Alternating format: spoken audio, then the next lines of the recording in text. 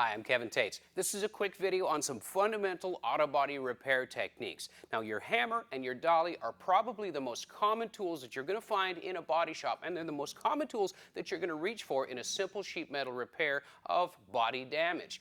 Now, this fender has absolutely no damage. We've got a hammer and a dolly and no dent. So now we've got some damage to repair. If you take a close look at this right here, you'll see that, yes, the metal's depressed, but it's also on a very fine level. It's raised around the outside edge. So you've got two different axes to worry about when you're dealing with simple replacing the shape of the sheet metal. Here's how to start. All right, so we're very lucky with this panel. We've got access to the backside. You can clearly see the damage in the high spot that's right there. So just to help, I'm going to draw a circle around it.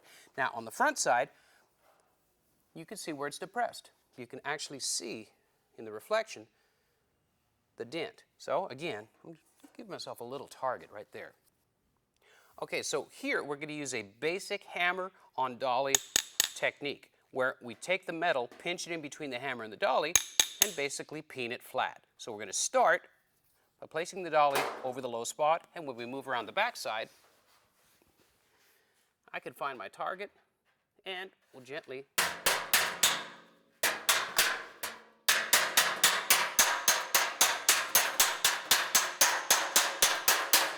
work the metal just a little bit.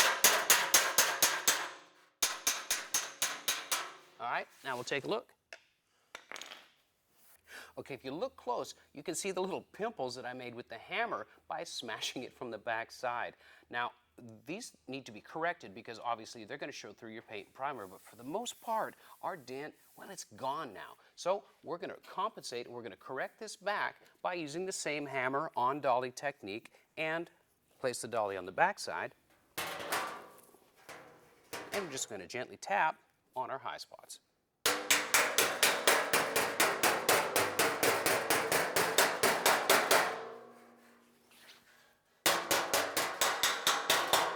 You can hear the sound of the metal change when your metal is right up against the dolly, and that's kind of what you're looking for. It's a sharper sound, less echoey. That's when you know that the hammer is right on the face of the dolly and that you're doing the best work. You're real close to your final shape coming back. That looks pretty smanky. That looks pretty good.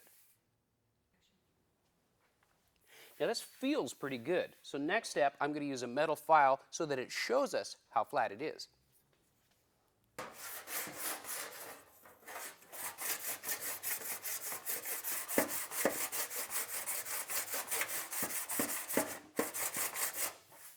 So here's where you can read your surface.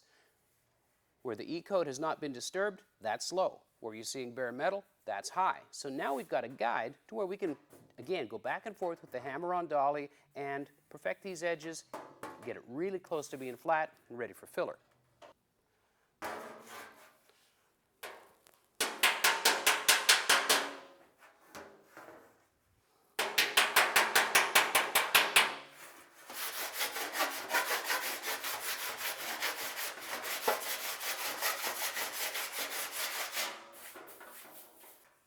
So we've raised up some of the low spots here. It's looking better, and we're a little low right here.